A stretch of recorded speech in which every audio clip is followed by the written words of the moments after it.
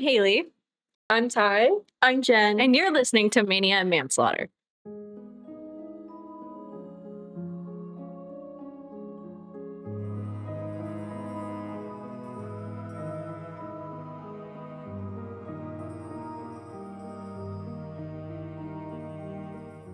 Okay, I'll talk about me being manic. Hi, I'm Haley, and I just recently got diagnosed with bipolar 1 disorder. And I'm taking lamotrigine, and it's just not working other than the fact that it's driving me more insane. I'm Ty, and I have OCD, and I just got put on Lexapro today. Woohoo! I'm Jen. I've been diagnosed with bipolar 2 for a few years, and I'm unmedicated. Okay, anyways, let's talk about how we met. Okay. We met. Me and Jen met on Facebook. What Facebook group did we meet in? I think it was like when you're tired of military spouses or something. It was like a military. Oh yeah, it was a hating on military spouse group. Yeah, I know. It was a military spouse. And that's how we. Yeah, and fuck, shit, damn. And I think it was actually. You commented. I know for sure. It was a post made about hating on some military spouse, as it does. And you said, this stupid bitch in Hawaii, like, this, that, and the third. And Jen's like, hey, guys, I just moved here. I really need some friends. I was lonely. And the original poster is like, oh, this stupid fucking bitch. And I commented on it, and I said, hey, I actually am going to take my dog on a walk. You want me to walk her where you are? And, I went to Fort Island and I walked Stella, and the rest is history. We walked around for a bit. Yeah, we chit-chatted, and then I went to her Halloween party. That tends to be a theme. Mm-hmm. Yeah. Yeah, that tends to be a theme. And then you were like, oh my God, I got my new house address. And I was like, oh my God, we live in the same neighborhood. And the rest. I like your house better than mine, though. I like your house better than I just like the outside better. Well, the inside, too. I like your inside better. I like the ceiling. I like your inside better, but the only reason I wouldn't get yours is because it doesn't have a backyard, and my dog shit way too much. I also don't like how it doesn't have a backyard. Like, if you look... Stella would love a backyard. Well, Stella wouldn't mind because all she does is pisses and shits on the concrete. If you look right now, it's bad. Yummy. Okay, me and Ty. I posted a TikTok about making friends here as a military spouse with some of my personal beliefs. Haley commented something like, I know that's right. Mm-hmm. And then I DM'd her, said, we just got our house. If you and your boyfriend want to come hang out. Mm-hmm. And she said, actually, we're having a Halloween party tomorrow. No, it was that same night. Oh, okay, same night. And me and Jack said, oh, we have really bad social anxiety, but fuck it. And we came. As Cheech and Chong. Yeah. And then I helped her on top of my door that's like 15 feet in the air. I have a video of that. And the rest is history. Everybody thought that we had known each other for like Yeah. 6 months. More than that. Forever. When you guys didn't come over that one weekend because you were sick, Jack goes, do you think they just realized I wasn't hot without that fake mustache? I said, yeah, that's it. Yeah, that's exactly it. That's exactly it. My ex is my husband's cousin. Let's get into that.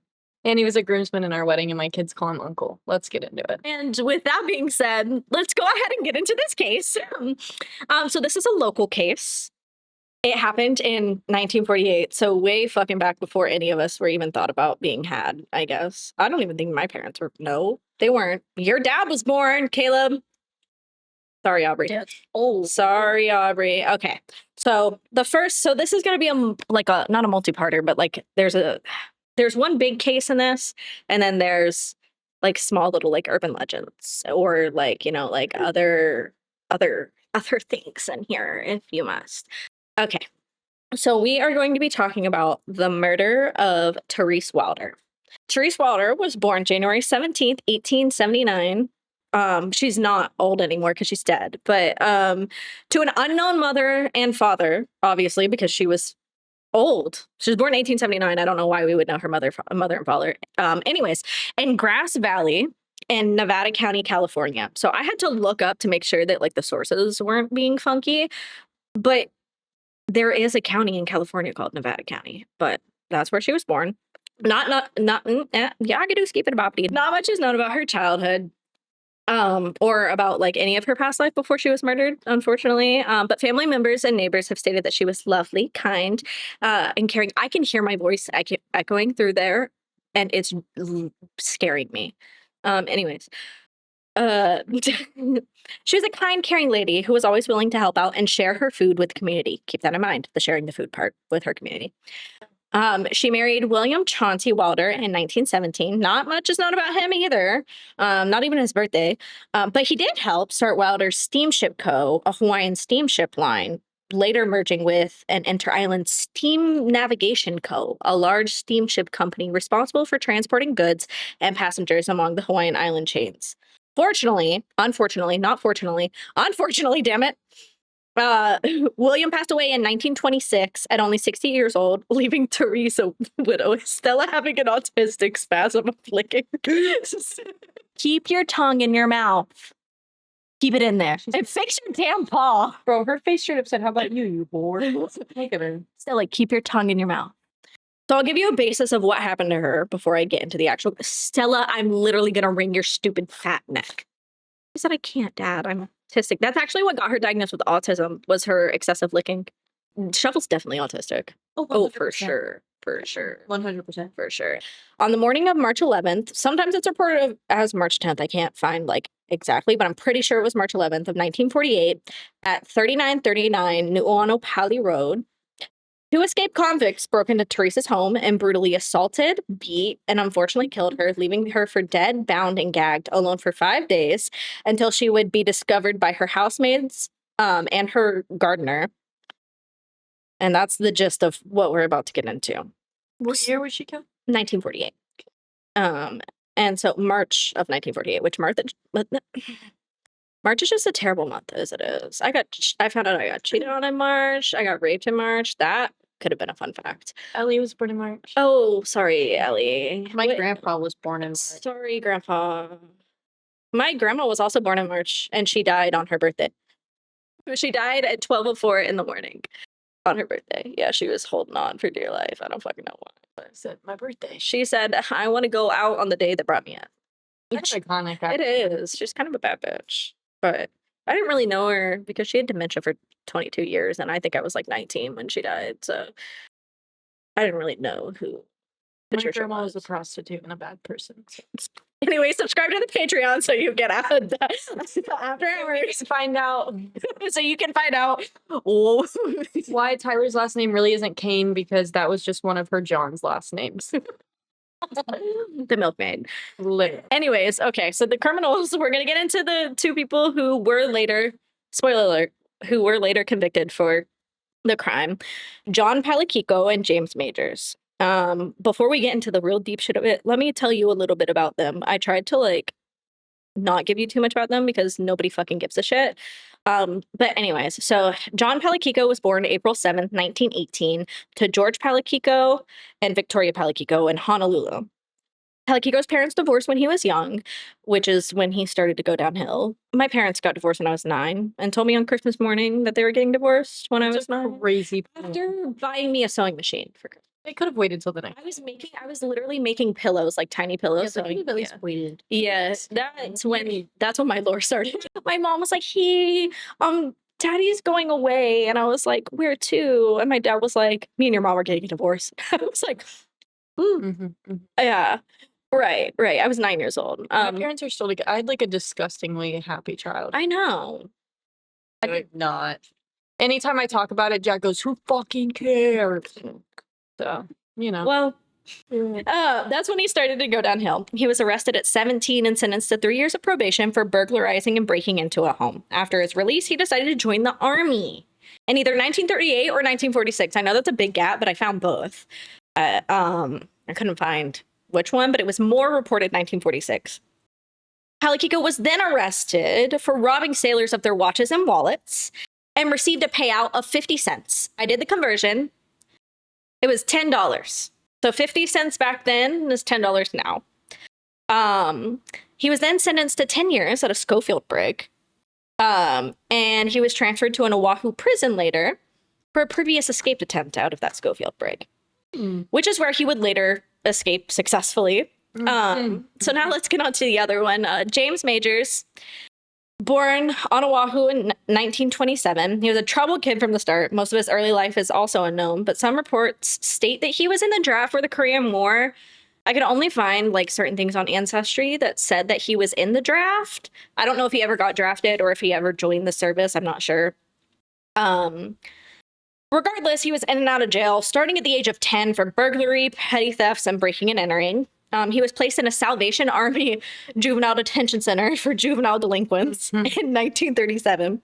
He ran away from that home just to be arrested 6 months later for sleeping in Ala Park, where he ended up afterwards. Like after that arrest, is unclear, but obviously can probably be assumed. Majors was later arrested and convicted of second-degree robbery and sentenced to 4 years in an Oahu prison, the same prison that Palakiko was sentenced to, and the prison that they both successfully escaped from. So now we're going to get into the actual crime. It's really fucked up, but kind of fun. Not actually. Wait. I'm going to get canceled. It's going to be me. The first episode, I'm already out. Okay. It's just me and Jen doing public apology. We're like, sorry. Anyways, I need a sip, damn. By Alani. Wait, this is fuck. Yeah, we need more caffeine in you. That's the problem. It is the problem. Bloom. Literally part of the podcast is just ad libs and vocals. How many problems you got? Anyways. Okay. The actual crime itself. On the morning of March 10th, 1948, Palakiko, who was 19, and James Majors was 21, they were working with the prison work release program near Chinatown, where they escaped. They caught a bus up to the Nu'uanu Valley, where they hid out in the hills for nearly 14 hours. The following morning, after a long night of running and being cons, as one does, they were out on the hunt for food. They hiked down what used to be Polly Road. Like, keep your tongue in your mouth. Me literally scooping her tongue back into her mouth. I'm like, literally from her palm, like, just. It's nice and soaking wet. That's fine. Oh my god. It's clean. He was worried about the dogs making noises. I don't think he thought that Stella was gonna lick this much. That's enough slices. Anyways, I already read that. They hiked down what used to be Polly Road and what is now known as Old Polly Road, and they stumbled upon the Wilder residence. The smell of fresh food is what lured them into her residence, by the way. She was just at the beginning of cooking her dinner. Wait, I lost my place. Yeah, she was just at the beginning of cooking her dinner, and the two convicts tried to find literally every single way that they could into her home. But they only found a window that was either open or unlocked near the road. So they were like, oh, us big ass motherfuckers sneaking into this little lady's house. We've got to be slick, even though we are already, being hunted down because we're on the run from, I don't know, escaping fucking prison, right? Mm-hmm.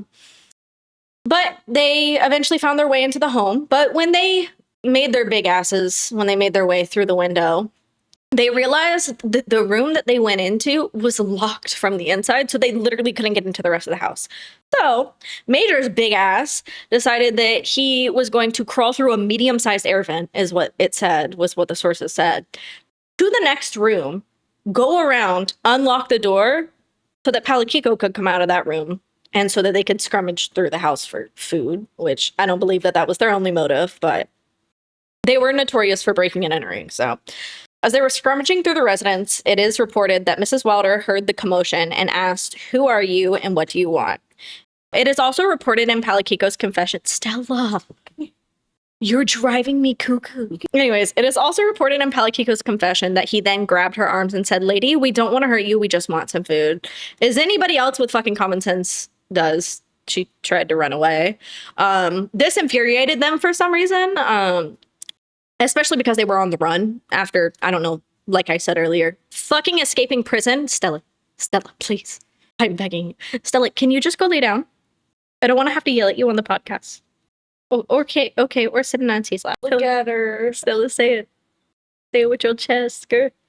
She wants to say something gonna get her canceled. I can tell. It's controversial. She managed to open the door, but before she could alert anyone, Stella, you're killing me over here, girl. She's just scanning the room. Like the lifeguard scan. Before she could alert anyone, Palakiko grabbed her back inside. A scuffle occurred, but Therese, being old, was unfortunately overpowered. Majors threw her to the ground, striking her in the head. Therese, now stunned and injured, was unable to fight back.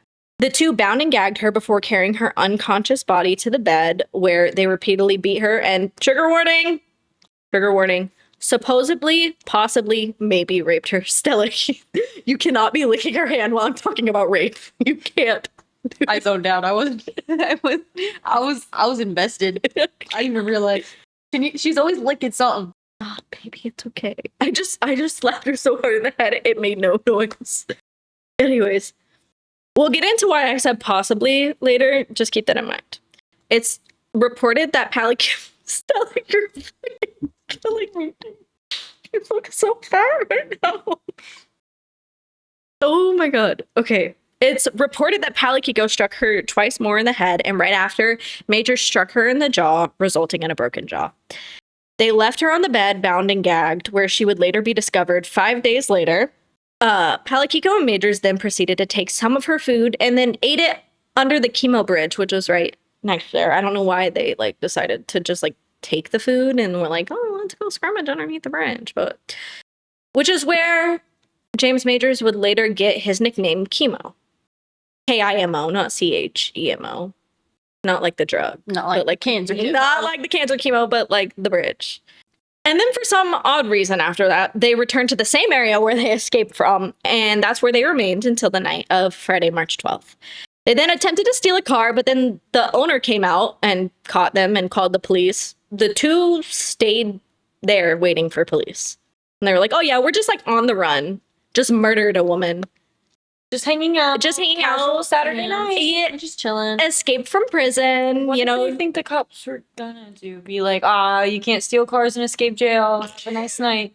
Well, one of them finds out, the other one doesn't. The two remained there for a while, long enough for Majors to ask the vehicle owner for a cigarette light and to smoke half of a cigarette. Insane. Yep.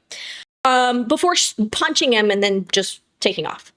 Palikiko was way too slow, thankfully, and was apprehended by police. He was arrested around 10:30 Friday night and was placed into solitary confinement awaiting questioning, right? As you do when you escape. Yeah. I wouldn't know from personal experience, but maybe I should. Anyways, while Palikiko was running in solitary, Majors was fully on the run. He ran to Palolo Valley, where he hid for the night. He then made his way over to Kaneohe by hitchhiking, and there he stole some sort of meat truck, it was reported. I don't know what they mean by meat truck, but some sort of meat truck, where he drove over to Waipahu and abandoned it. He then made friends with an elderly man while acting for the next 4 days as his grandson. So this man had dementia or something? That's what I'm assuming. Or he was just long lost. Yeah, or he was just lonely. Tricked him or confused him. Yeah. He may have just been lonely. And then he just told other people no, I'm his grandson. Yeah, I know. But I mean no, I'm not gonna say that's always more diabolical in murder cases when they pretend to I know. Like the guy here that killed his wife and then was texting her family. Yes. For 4 months and was XOXO living. He didn't chop her up. That's literally insane. They'll never find her body either. No, and he only got 25 years? Yeah. Yeah. Insane. They'll never find her. Oh, we're talking about sentences. Y'all are going to be pissed off at this case. I can tell you that for sure. We'll get to it in the end, though. Stay tuned. Stay tuned for more episodes. That's it. That's the entire episode. Patreon. Patreon exclusive. You get to hear the rest of the episode. Anyways, this entire time, Mrs. Wilder's decomposing body has still not been found. Nobody knows that she's dead at this point. Not the police, not her neighbors. Nobody knows. Have any, family? No, because her husband died. And I wasn't able to find that she had any kids. Or I wasn't able to find anything. And her husband died in 1926, and this happened in 1948. Don't ask me to do the math, but that's somewhere around over 20 years. 22? Mm-hmm. Oh my god, I'm so good. So the only reason that they would really be looking for Majors at this point was that he escaped from prison. Not exactly for the murder yet, but 4 days go by as Majors passing as this some poor, sweet, elderly man's grandson. Palikiko's still in custody. And Majors is still on the run. But on the morning of Tuesday, March 16th, 1948, Mrs. Wilder's housemaid and gardener, Maya Matayashi, and Isabella. Fuck, I don't want to pronounce these wrong, but this one's definitely a Hispanic name. Isabella Escalante. They showed up for their normal duties that morning, but became concerned when Mrs. Wilder didn't answer the door. After trying the doors only to find them to be locked, Escalante climbed through the window, letting Matayashi in through the front door. They weren't too concerned when they saw Mrs. Wilder laying on her bed, assuming that she was just asleep, but when they got a closer look, they realized that there was blood and ties and gagged, and realized that she was dead, not only dead, but also decomposing. The heat here and a dead body. Yeah, over here. So we said, how do they think she was asleep? Because I feel like that smell would have been from outside. Yeah, I feel like yeah. you could definitely smell it. Yeah. Absolutely. I mean, she had been there for 5 days in the Hawaii heat. Yeah. In her house, and most houses, especially back then, most houses nowadays over here don't have central AC. None on post. Yeah. Or off post. Yeah, they don't have central AC, and it's over in the Nuuanu Valley. It's very humid over there. Yeah. So she would have decomposed fast. Stella, why are you digging at me? Anyways, that's when the girls, instead of calling the police first, they decide to call her physician. Hey, do you guys think her ribs are supposed to be out and skin melting off? So, like, I think she might be dead. Do you guys think this is rigor mortis? Like, why did they call her physician first? I'm not sure, but they called her physician, Dr. Morlock, who suspected that, like, took a glance at her and said, yeah, she's been here dead since Thursday, probably. And then she called the police. They need to call a coroner. Yeah, well, some reports say that he was the ME. dead. Yeah, some reports say that he was the ME, but I couldn't find anything that, like, other than like a summary that said that for sure. I couldn't find who the ME, the coroner, anything at that time. I couldn't find anything like that. So maybe he was the ME, and he was her physician as well. I don't know. I don't know what it's like to live in 1948, but Yeah. he called the police. And once the police arrived, the ME was called and the body was taken for an autopsy. Unknown exactly who the ME was, her official cause of death was listed as suffocation due to a broken jaw and the gag tied tightly around her mouth and neck. So she died That'll do it. Yeah, that will do it. She died. She probably wouldn't have. I mean, she probably would have succumbed to her injuries for sure, but she didn't die just because of the broken jaw or suffocation. It's because her jaw was so broken that the gag was reported to have been like literally like clotheslining her. Yeah, that was her official cause of death. So now let's get back into where the fuck Majors is, because Palakiko's in jail. Where the fuck is Majors? We know where Palakiko is. I just said that. The police had some leads called in, but very few. The first lead was that there was a car reported to have been parked down the road from Mrs. Wilder's residence Thursday night through Friday morning. So roughly estimated when she was killed. There was also a man seen with a torn shirt hitchhiking down Polly Road Thursday night and was picked up right around Mrs. Wilder's residence. Then, hold on, I lost my place again. The last tip that they had was there were 2 men spotted Thursday night around 5:45 to 6 p.m. around Mrs. Wilder's house. Other than those 3 tips, the police had like fucking nothing. It's also 1948. There's no like surveillance. Or ring doorbell. Yeah, there's literally nothing. But unfortunately, by Friday, 2 out of 3 of those leads would be disproven. Good job, Stella. She's really trying to be the star in this thing. But unfortunately, by Friday, 2 out of 3 of those leads had been disproven. The car that was parked by Mrs. Wilder's residence was a car that had broken down outside of the home. There were 2 girls and 2 guys in the car. The 2 girls suggest that they go into Mrs. Wilder's house to ask to use her phone to call for help, but the 2 men suggested against it, and instead they insisted on walking down to a friend's house and borrowing their car. If they would have walked in, they would not have been borrowing a phone to call a friend. They would have found her dead body. They were supposedly, like, the car to her house was supposedly like 50 feet.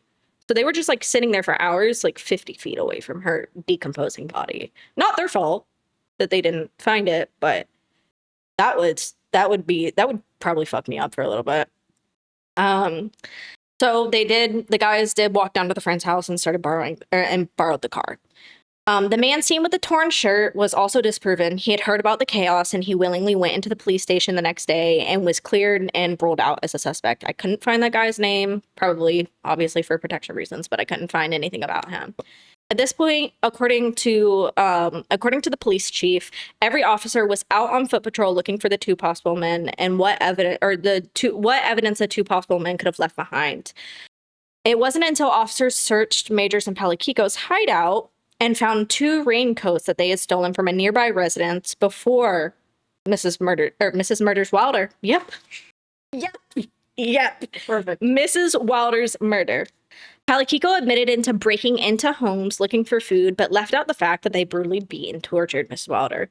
At this point, Palikiko was not only unaware of the death of Mrs. Wilder, but was also unaware that the police were looking into him and Majors as prime suspects. That same day, a car was stopped at one of the roadblocks that police had set up to try and catch Majors. The police asked the driver of the vehicle who was in the back of the car and if he knew him. The driver stated that he did not know him and that he was just a hitchhiker he was giving a ride to. The officer was not buying it, especially because the man in the back of the vehicle looked, I don't know, exactly like James Majors. Yeah, he did. The officer was suspicious and started questioning him, but before he could really get anywhere, Majors grabbed a bottle of iodine from his pocket and chugged it. Oh. He grabbed a bottle of iodine and tried to kill himself by chugging it. How did he? Yeah. Okay. Oh. Where did he get a bottle of iodine from? And why was that his first reaction to killing? Like, why was that his first glimpse into suicide? Yeah. Better options. I don't Yeah. know. If you're gonna kill yourself anyway, maybe we don't chug the iodine right away and we like just let the system run its course for a second. Right. Yeah. Exactly. Precisely. That was pretty dumb. That was pretty dumb. Murder's bad. That's the episode. The officer obviously thought that Majors was trying to retrieve a weapon instead of, I don't know, iodine. Obviously. It was either a weapon to kill the surrounding officers or a weapon to kill himself. Not iodine. I can't stress that enough. Like, Nobody expected iodine. nobody expected iodine. Yeah. I work with iodine 5 days a week and I didn't even know. I mean, I'm sure if you drink enough, it'll probably kill you. Just imagine you're violently ill. Like, even if it leads up to your death, you're not like just drinking it and being like, oopsie, dead. Yeah. You're gonna get sick. Yeah, you're gonna... They're still gonna have time to take you to a hospital, arrest you. Like, it's gonna be a situation. And they did. They did end up taking him to a hospital after they pulled him out of the vehicle and apprehended him. Once they pulled him out of the vehicle, he collapsed. Shocker. Yeah. Yep. Yep. Shocking that he collapsed because I don't know if I already said it. He drank fucking iodine. When I was reading this, or when I was researching this, I could not get over that. I was like, what the fuck?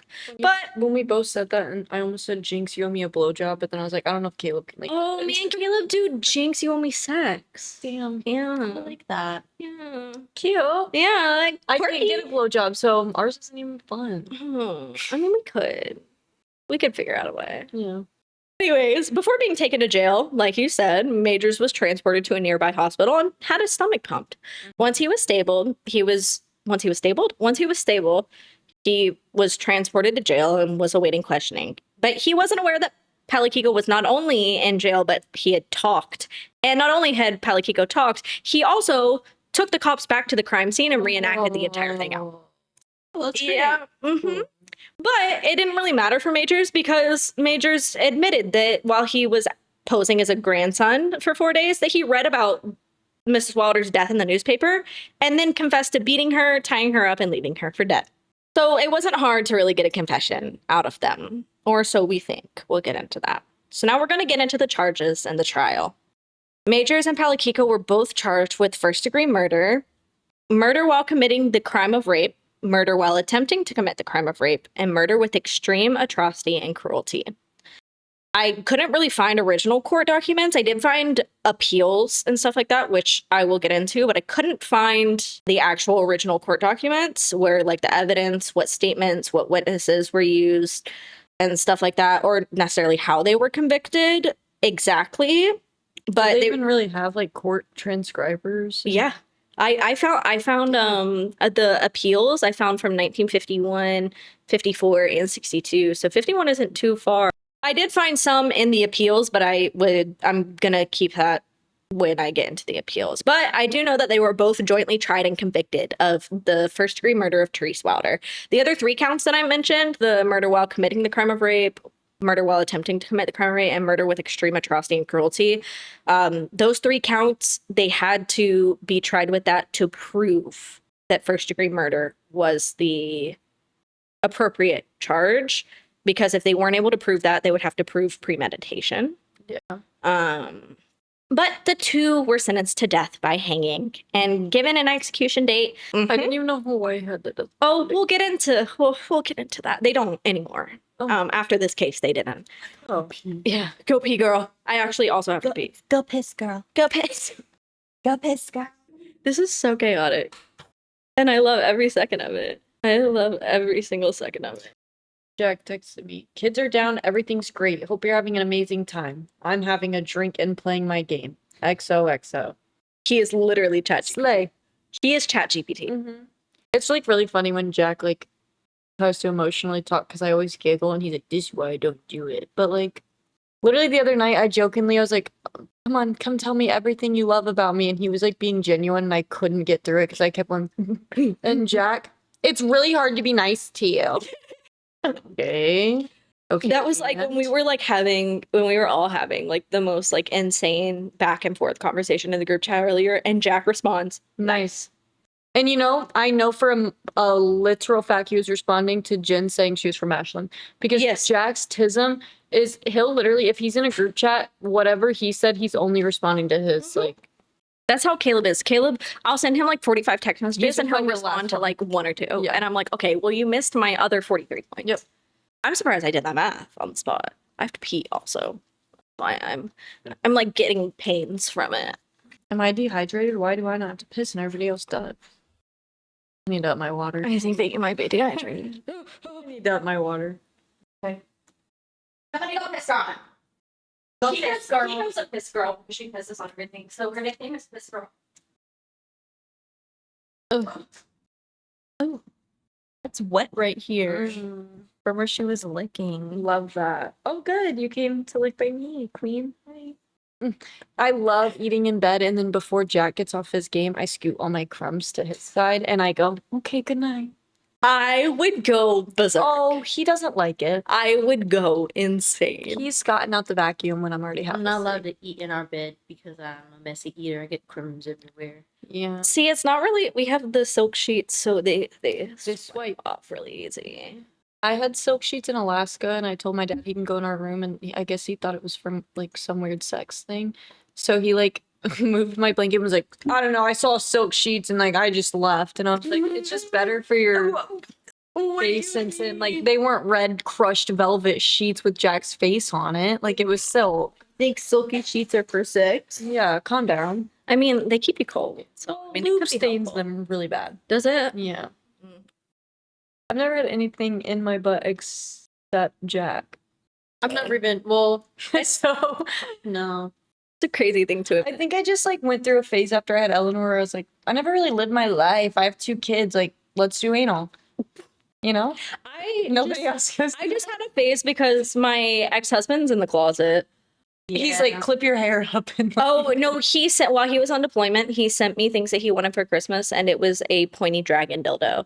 And then sent me he also wanted a strap-on I attachment. wish. Yeah. Jack won't let me get anywhere near his butt.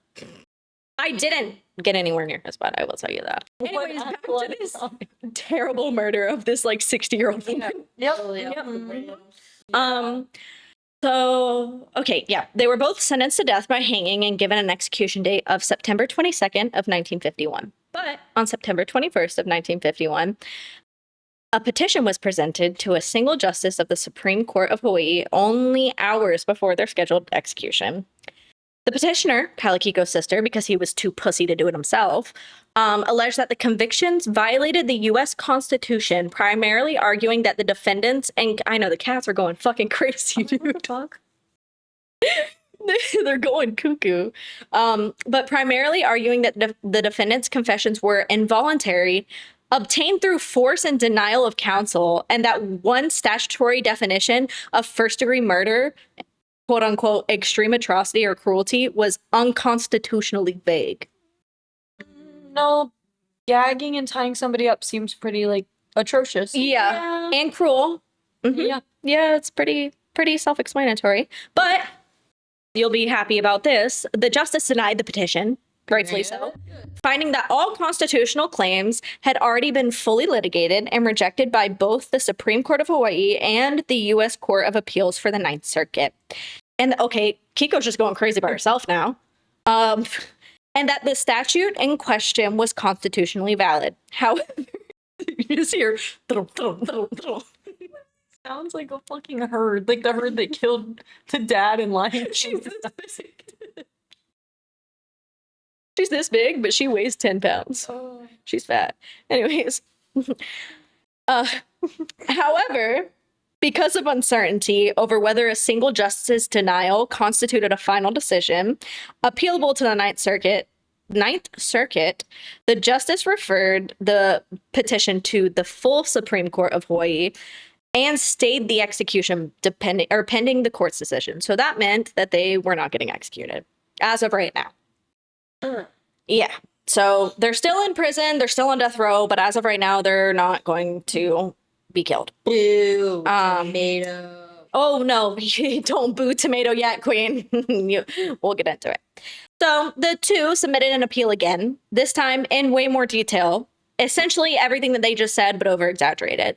And I'll go into the detail. This post-conviction hearing wasn't just a regular appeal, it was a habeas corpus appeal. So that means that it's not there to overturn or retry. I don't know why they did it this way. But this post-conviction hearing alone lasted 30 days, had 65 witnesses testify, and the transcript ran over 2,000 pages. And the court reviewed the entire record from the original criminal trial. The case has reached the Ninth Circuit again under a federal statute that allows appeals from the Hawaii Supreme Court in habeas cases. But right away, the court made something very clear that federal judges, like I said, don't get to retry state or territorial because at the time, fun fact, Hawaii was not a state yet. Oh, they became a state in 1959. So technically they were still a territory. I didn't even think about that. Yep. So their justice system was even more fucked up because they were in the battle of, trying to set freedom and trying to not be, taken over by, the United States and, like all the genocide. Colonizer. Yep. And all the genocide that happened when they, decided to take over Hawaii. Yeah, but terrible. Yeah. But if these people don't know where we stand by the end of this podcast and they continue to sit here and listen, I want to kick them off of a bridge. Thank you. Anyways, what I said. But right away, the court made something clear. Federal judges don't get to retry state or territorial cases just because they might see things differently, especially when it comes to local law and factual findings. Those decisions get a lot of deference, and they'll only be overturned if they are clearly and unmistakably wrong and clearly unconstitutional. That's the only time in habeas corpus that they will get overturned. So, at the heart of the defendant's argument was the biggest claim that their confessions were coerced. They said police beat them, pressured them psychologically, held them illegally, and tricked them into confessing, all in violation of the Constitution. But the key principle, going to keep coming back to this just to make sure everybody knows, habeas corpus is not a second appeal, and even constitutional issues usually have to be raised on a direct appeal, not years later through, like a fucking collateral attack or something. Habeas relief is reserved for true fundamental breakdowns in the justice system, like being denied a lawyer or, prevented from an appeal at all. But ordinary trial errors, even serious ones, they don't automatically qualify, which is a whole nother issue, but I'm not a lawyer. So the court went back and looked carefully at all the facts surrounding these confessions. Palakiko claimed that the officers beat him for as long as 20 minutes, leaving him bloodied, bruised, and barely able to stand. But when the court examined the evidence, photographs taken right after the confession, testimony from guards, police officers, reporters, and medical officials, the story didn't hold up. No one saw the injuries. He had a single small scar in the photos that looked like it was old and healing. But the pictures showed no beating. So how is he going to say that? Interesting. Because he's an idiot. The trial court just didn't find his account credible. And that matters because the Constitution doesn't promise freedom from judicial error. Once factual disputes have been fully heard and decided, habeas corpus does not allow courts to redo those credibility calls. So once the jury and everything hears the witnesses and they have made their factual basis, their factual call based on evidence, habeas corpus cannot redo the credibility calls. But trial judges, they see witnesses, they hear the tone of voice, they notice hesitation, watch body language, and those are things that you just can't capture on paper. So the defendants also leaned heavily, get a fucking load out of these two. Oh my God. But the defendants also leaned heavily on newspaper stories from the time, suggesting that the newspapers proved who took the confessions and how they were obtained. But the court pointed out something very important, that newspapers aren't credible. It's somebody just writing an article. Yeah. And they were inconsistent, inaccurate, and often very wrong. Different papers and reporters reported different timelines, misstated facts, embellished details. And in the end, shocker, newspapers could not outweigh sworn testimonies. That's the real shocker here. As for Majors, his big argument was that the confessions were involuntary because he was hospitalized and under the influence of phenobarbital, which is a sedative. But hospital records told a different story. Doctors testified that although Majors was a little bit sleepy, he was a little EB at times, he was alert, rational, and able to think and speak clearly when he gave his statements. Nurses' notes showed long periods where he slept undisturbed. I wish I could sleep undisturbed. And document calm, coherent conversations with police and doctors. The idea of nonstop interrogation just did not match the medical evidence. Another major argument focused on illegal detention. The defense tried to rely on a federal rule that excludes confessions obtained during improper delays before arraignment. But the court explained that this rule isn't constitutional and it doesn't apply to Hawaii because it was a territory. Illegal detention by itself does not make a confession involuntary unless it actually causes coercion. And that connection just wasn't there. Another big misconception that the court addressed was the idea the confessions were the only evidence of guilt. And that wasn't true. Police found stolen property from the victims' homes and the defendant's possession when they were captured. Photographs at the crime scene showed the victim's body positioned in a way that strongly indicated an attempted rape. The physical evidence stood on its own, even without the confessions. So back when I said I would touch back on the possibly rape, there is no actual DNA proof. I mean, DNA couldn't really be tested back then, but we still to like the 90s. Yeah, we still catch a lot of killers that because of new DNA. Like BTK was caught.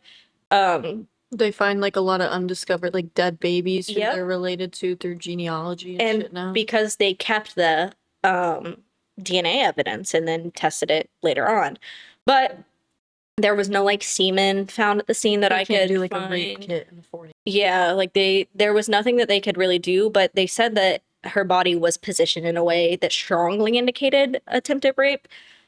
I couldn't really find anything, but with how fucked up they are, I believe it. Yeah. And they had already been in jail, so multiple times, and one of them was in that jail for trying to escape from a military jail. Yeah, that'll do it.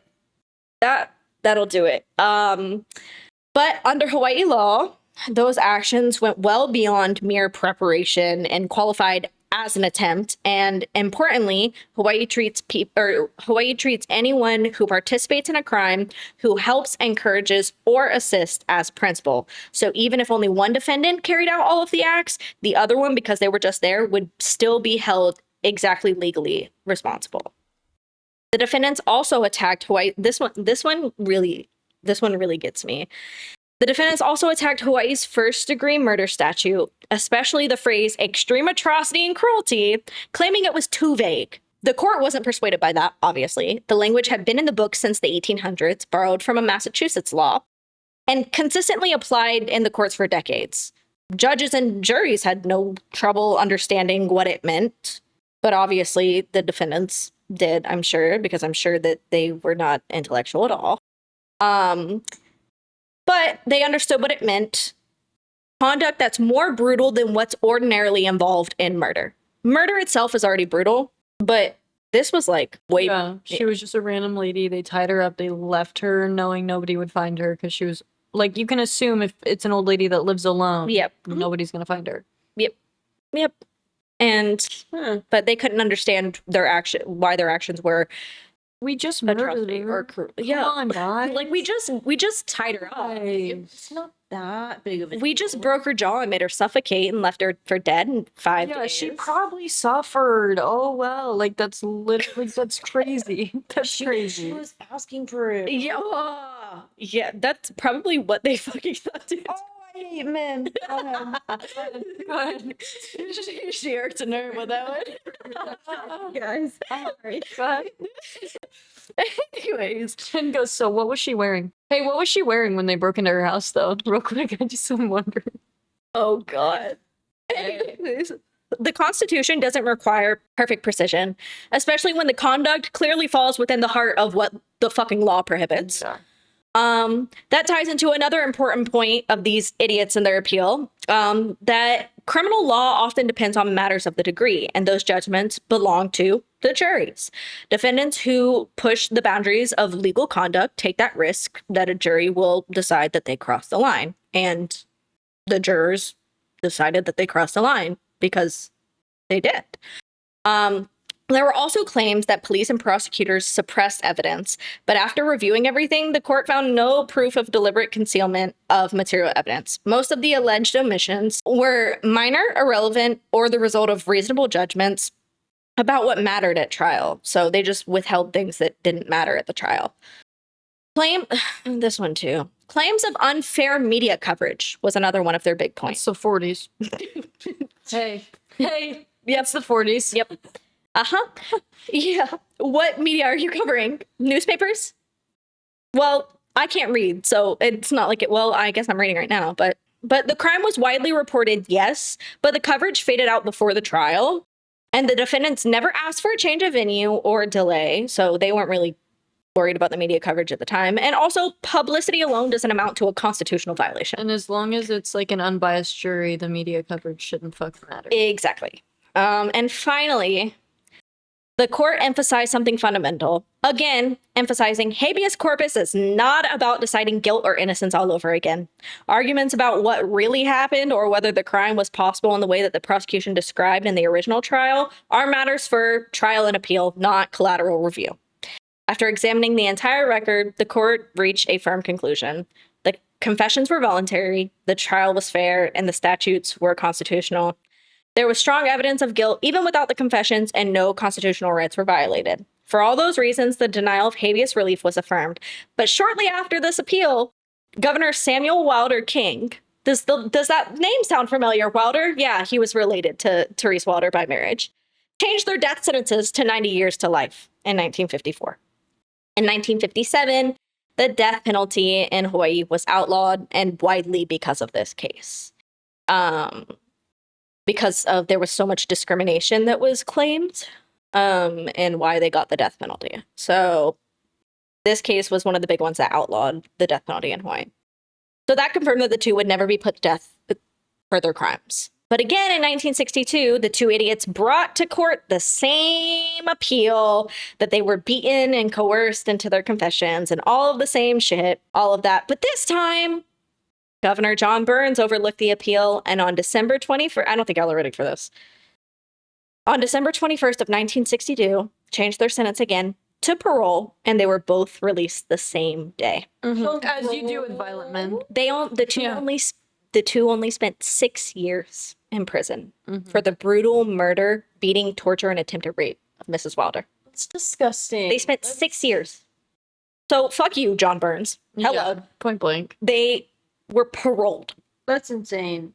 They were at first put on death row, and then they were paroled. They spent 6 years of a life sentence. Yeah, that... People in jail longer for weed. Yeah, they do. They keep people in jail longer for stupid drug offenses, for stupid traffic crimes. But We shoot innocent people. Keep that in. exactly, like, hello, like, you're kidding me? 6 years? Oh my god. Nothing's changed. Anyways, James Majors was reported to have completed his parole on December 20th, 1968. He was only on parole for 4 years. And what does parole even look like in the 60s? Yeah. We don't have ankle monitor Exactly. technology. Like, who are we? How are they? Who's monitoring? Exactly. Would you have like a cop that sits outside of your house, monitors you and shit? I know, but I guess it is easier on the island. Yeah, But like what? They gave the airport a no-fly list, and that was their parole. They said, "Hey, don't let him leave," but we don't know where the fuck he's at. yeah, could you imagine being put on a no-fly list but living on an island? You can't go fucking I would nowhere. go insane.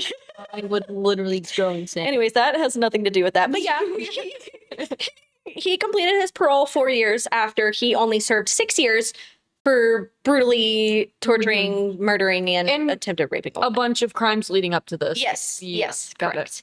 And then he moved to Maui, Mhm. where he died of Thank supposed God. natural causes on August 22nd, 2009. Wait, you said August what? 22nd. That's my birthday. That's a good birthday gift. Well, not yet, but still. But yeah, but 2009.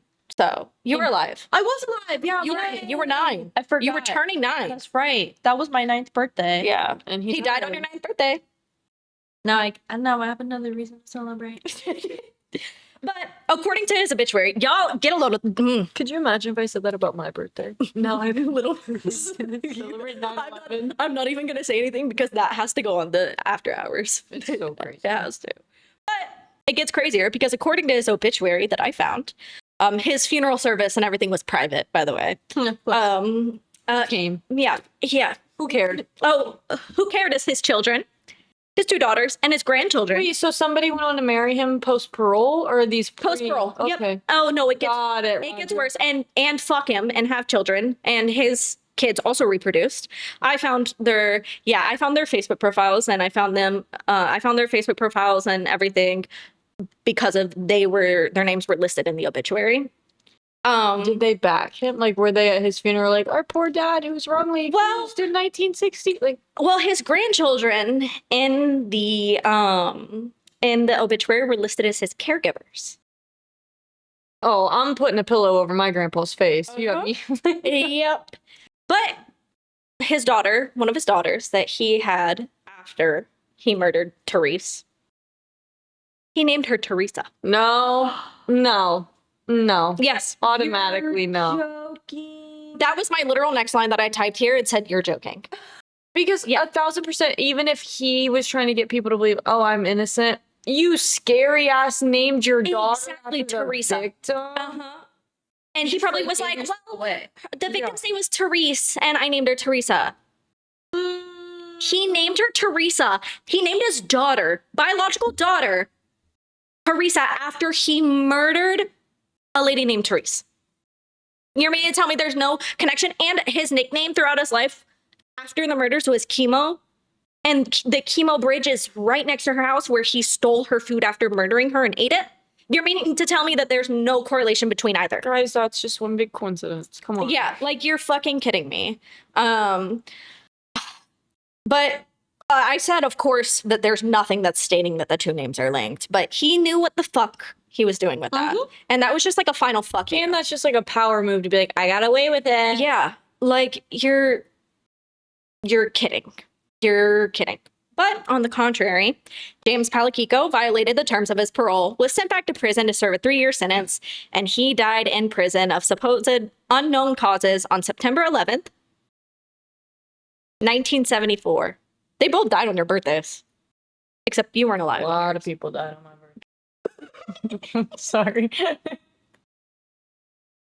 What's one more to the list? Go ahead. We got Pete Davidson's dad. Fucking everybody. But on September 11th, 1974. And that's the story of the brutal murder of Therese Wilder. Is it now haunted? Yeah, we're about to get into Got that. it. Oh yeah. Let's talk about. Yep. So now to touch shortly on the urban legends and the deaths and everything. This corner is called Morgan's Corner. I don't know if either of you have heard of it. We went to it the other day and it was fucking terrifying. That's why we kept saying corner when we were talking about it. But it's called Morgan's Corner. It was named after Dr. James Morgan, who lived on a super short turn on Nu'uanu Pali Drive during the 1920s and the 1940s. Morgan's Corner ties into the murder of Therese Wilder because it was associated because here's the like corner. They can't see this, but there's a corner, and on the left, Dr. Morgan lived right there, and Therese Wilder's house is right here, right before the corner. So it depends on which way you're coming. It's flipped. The way that we came, hers was on the left and his was on the right. But so that's why her murder is correlated with, or is tied to, this corner. But it's notorious. Morgan's Corner is notorious for urban legends, car crashes, and hauntings. So the most notorious urban legend is a young couple is driving along a dark, isolated road, Nu'uanopali Drive, and their car suddenly breaks down. No cell service, no nearby houses, just darkness and silence. The boyfriend, trying to be brave or be stupid, I guess, I don't know, tells his girlfriend that he'll walk up to get help. He makes her promise to stay in the car no matter what. So she waits, and hours pass by, and the boyfriend never comes back. As the night stretches on, she starts to hear a strange sound, maybe like a scratching or a tapping on the roof of the car, but they were parked under a tree. So she's terrified, frozen in place as one is, and too afraid to leave, too afraid to look. So eventually she just falls asleep, which is crazy. I could never do that. Yeah, I would never. No. Eyes wide open. But all three of us in that situation. She's jolted awake because an officer at dawn, police officer is knocking on her window. The officer tells her to step out of the car and very, very calmly warns her, don't look back. Of course, when somebody tells you don't look back, you're going to. Yeah. And that's when she sees her boyfriend hanging from the tree above the car. The scratching sound that she heard all night was his fingers brushing across the roof. He was hung by his feet. Or some versions, it says the slow, steady drop of blood. Gag. That would haunt me forever. I would probably...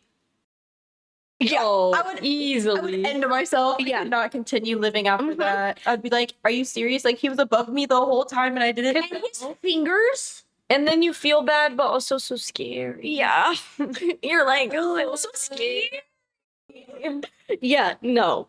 But there's another legend. There's worse. Oh, there's more. Perfect. There's more. Perfect. I love these. One of these it tells a young woman, heartbroken after her boyfriend leaves her, who chooses the tree at Morgan's Corner to end her life. According to the story, she hung there so long that her head separated from her body.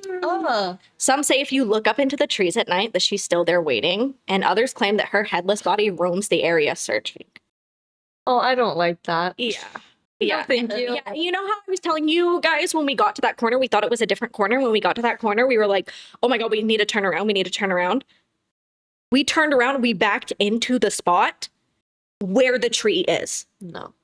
Absolutely not. And there is no way, like the tree is hanging, yeah, but there's no way that it could even touch the top of his Jeep.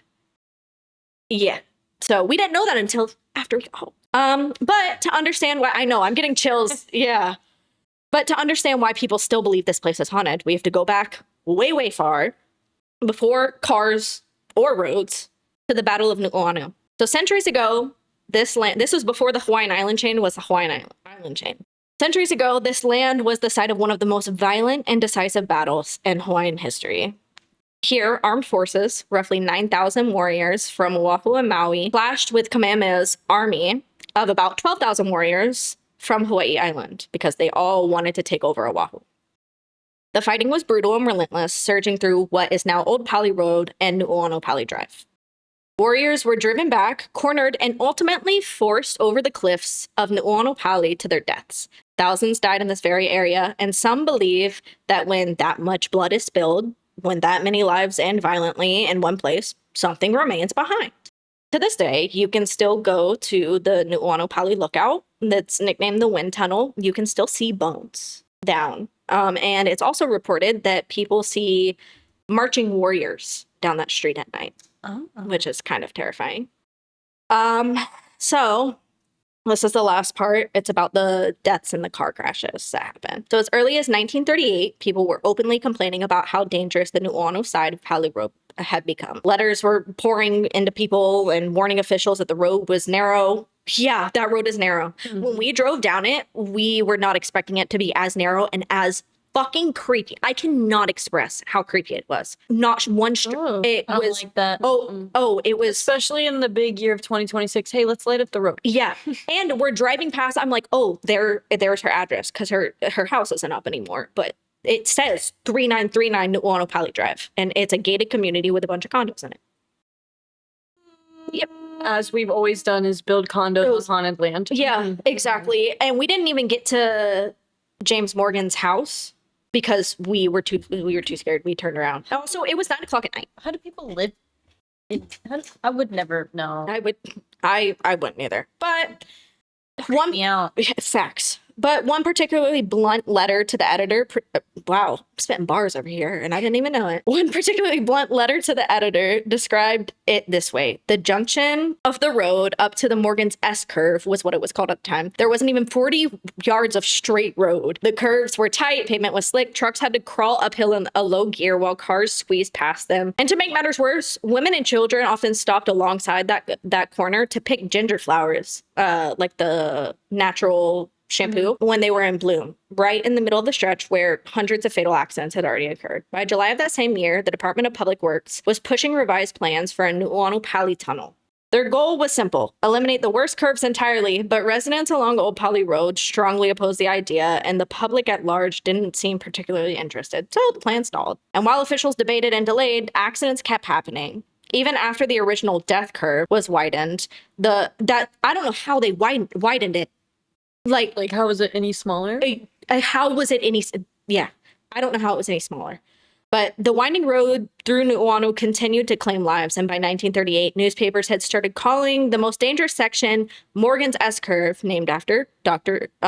James Morgan, whose estate bordered the stretch of the road. By 1941, the name had evolved, and it was called Morgan's Estate Curve, sometimes called Morgan Residence Curve. Eventually, people settled on what felt most fitting: Morgan's Corner is what it's still called to this day. A 1950 newspaper article didn't mince words. It referred to the area as Nu'uanu's Death Corner and Morgan's Corner, calling it a death trap. Some people said that they should have called it Morgan's Coroner.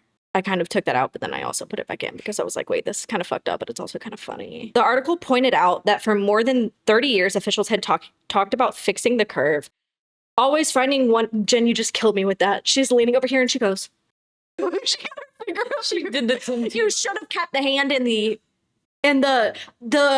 he took it out, but the original, or one of the original logos that he was making, your hand was like this. And he was like, I don't like the hand there. It's perfect. It was perfect.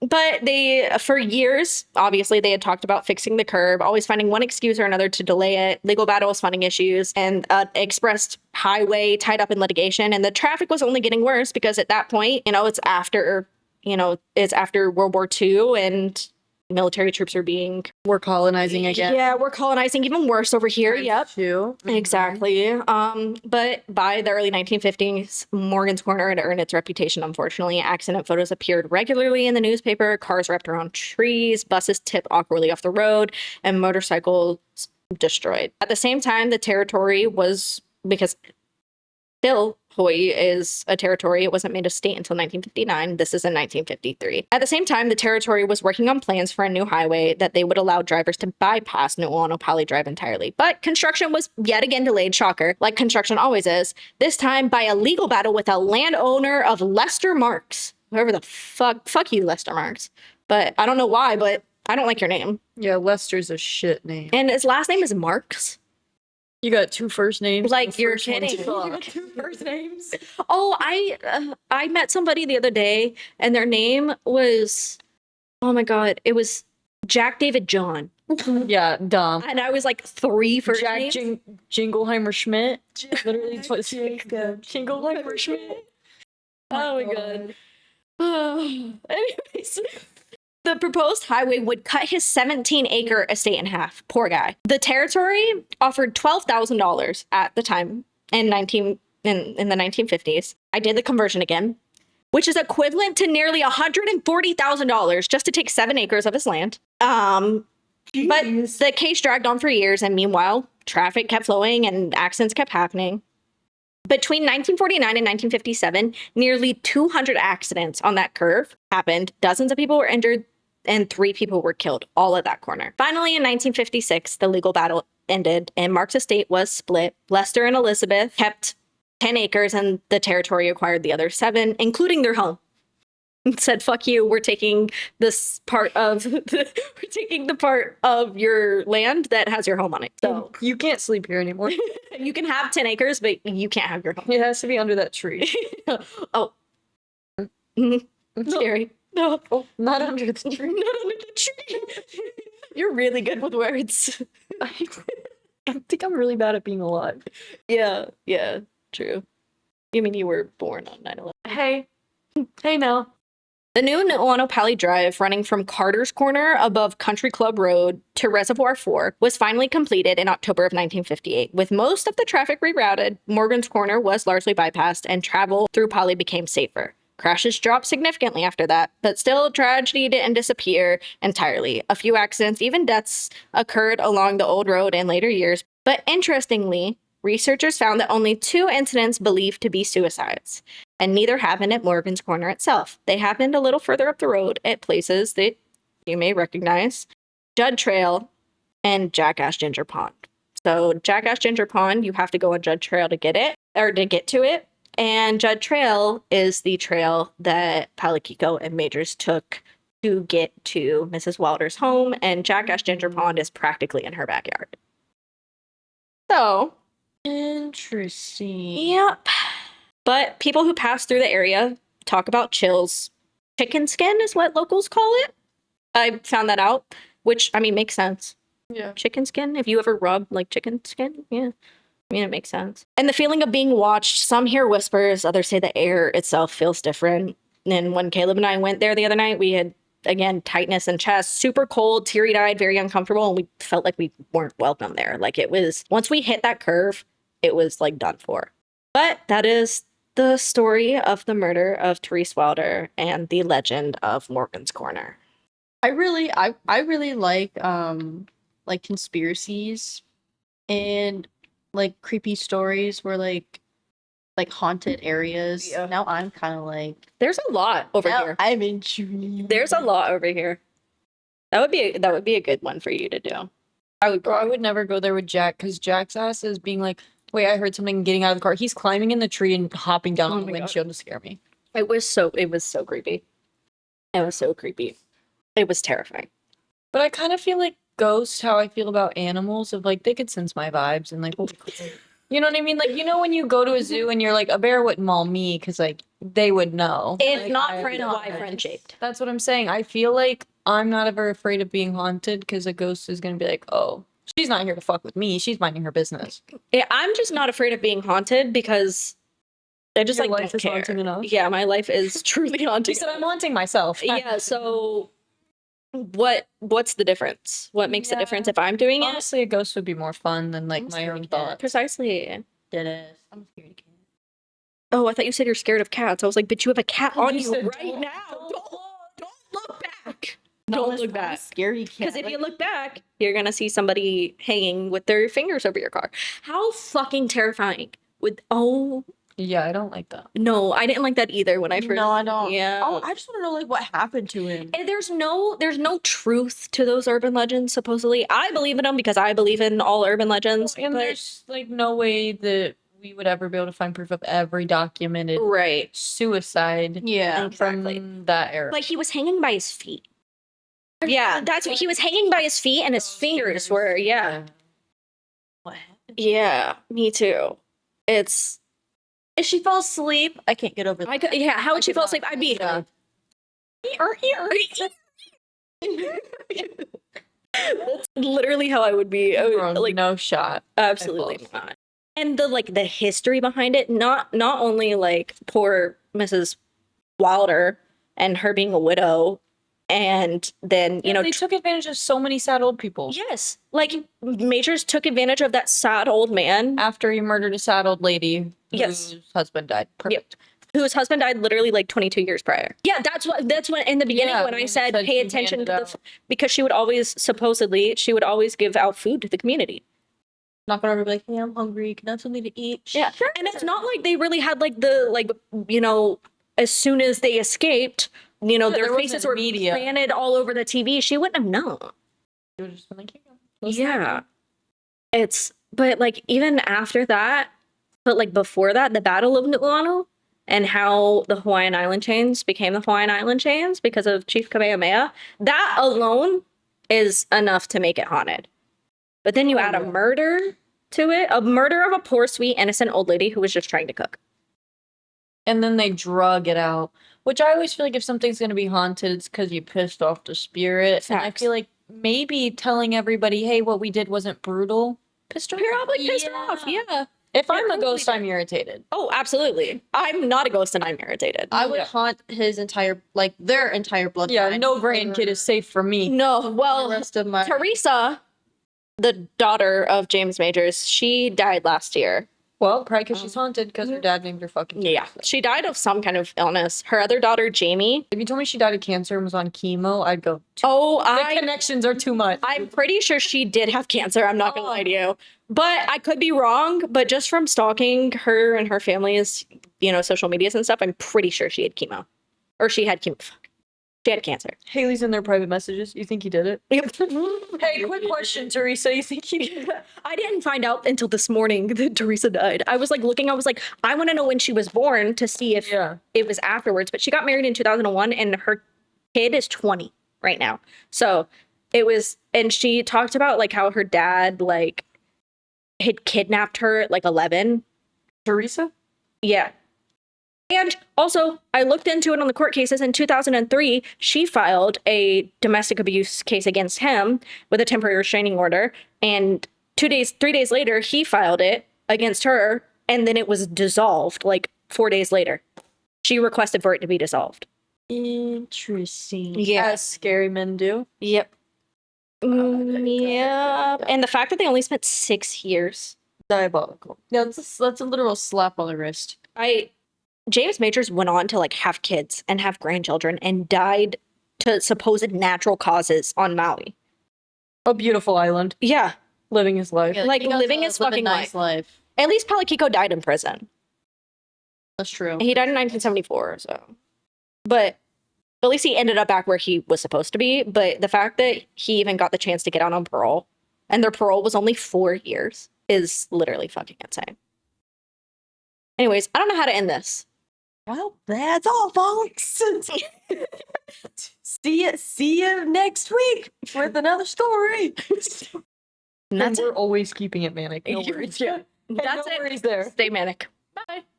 Like, I mean, that's not bad. Everybody harmonize. A G. Bye. And let's keep it manic.